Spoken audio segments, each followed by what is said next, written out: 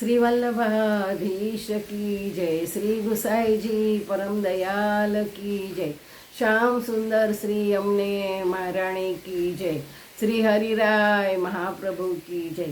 આપણે અષ્ટકવિ વિશે કાલે સમજ્યા હતા, તેમાં આગળ પરમાનંદાસ મહાપ્રભુજીના પહેલાં અષ્ટસખા પરમાનંદાસ તેમનું વર્ણન જોઈએ।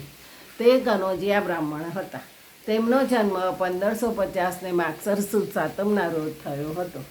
તેમનું લીલામાં તોક સખા અને ચંદ્રભાગા સખી છે। તેમને નવનીત પ્રિયાજીમાં સ્વરૂપ આસક્તિ હતી। પ્રભુની બાળલીલામાં બહુ આસક્તિ હોવાથી તેમને બાળલીલાના પદ બહુ ગાયા છે। પુષ્ટિમાર્ગમાં બે સાગર થઈ ગયા, એક સુરસાગર સુરદાસજી અને બીજા પરમાનંદ સાગર। શ્રી વલ્લભની કૃપાથી એમના અંતરમાં પોતાના મૂળ સ્વરૂપનો સખી ભાવ પ્રગટ થયો। પરમાનંદજી પુષ્ટિ સિદ્ધાંતોના ઉચ્ચ કોટીના વિદ્વાન, ઉત્તમ કવિ, સંગીતના જ્ઞાતા અને મહાપ્રભુજીના પરમ ભગવતીય વૈષ્ણવ હતા। તેમના માતા પિતા તેમને લગ્ન કરવાનું કહેતા, પણ તેમને તે વાત ગમી નહીં। શ્રી વલ્લભની કૃપા દ્રષ્ટિ આ ભગવતીય પરમાનંદાસ ઉપર અધિકાધિક થતી રહેતી। આ કૃપાના બળથી લીલારસનો અને લીલારસિક કાવ્યનો સાગર છલકાવ્યો। પરમાનંદાસ જણાવ્યું, હે શ્રી ગોપીજન વલ્લભ, હું એટલું માગું છું કે ફરી જન્મ આપવો હોય તો બ્રજવાસ કરાવી સેવા પ્રભુની થાય તેમ કરજો।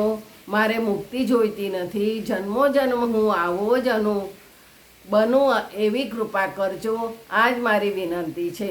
પછી તેમણે શ્રી મહાપ્રભુજી કંઈ ગાવાની આજ્ઞા કરી, ત્યારે પરમાનંદાસે ભાવવિભોર બની સુંદર પદ ગાયું। હરિ તેરી લીલા કે સુધી આવે, પરમાનંદ પ્રભુ શ્યામ ધ્યાન કરે, આઈસે વિરગવાવતી। આ પદ સાંભળતા જ શ્રી મહાપ્રભુજીને મૂર્છા આવી હતી। પરમાનંદાસે નક્કી કર્યું કે હવે આવા વિરહના પદ કદીએ નહીં ગાવું। પરમાનંદાસ ઉપર શ્રી મહાપ્રભુજીની ઘણી કૃપા હતી। એક વખત મહાપ્રભુજીએ શ્રીજીનું પ્રસાદી દૂધ મંગાવી પરમાનંદાસને અપાવ્યું। શ્રીજીનું અધરામૃત લેતા એમના અંતરમાં કંઈ આનંદનો અનુભવ થયો। પ્રસાદી દૂધ કેવું લાગ્યું એમ પૂછતા કહે, કૃપાનાથ, એમાં શું પૂછવાનું, પણ ગરમ દૂધ ઠાકોરજીને ન ધરવું, સુહાતું ધરવું। પ્રભુને ગરમ દૂધ અતિશય પ્રિય હોવાથી ધરીએ તરત જ આરોગવા લાગે, તો માટે સુહાતું ધરવું। પ્રભુને દૂધ અતિશય પ્રિય હોય, પણ પરંતુ ગરમ ધરીએ તો તેમને ન જાય, એટલે પછી સુહાતું હોય એવું ધરીએ તો ઠાકોરજી તરત આરોગી શકે। જીવનભર ભગવત યશના પદ ગાતા ગાતા પરમાનંદજી અતિ વૃદ્ધ થયા।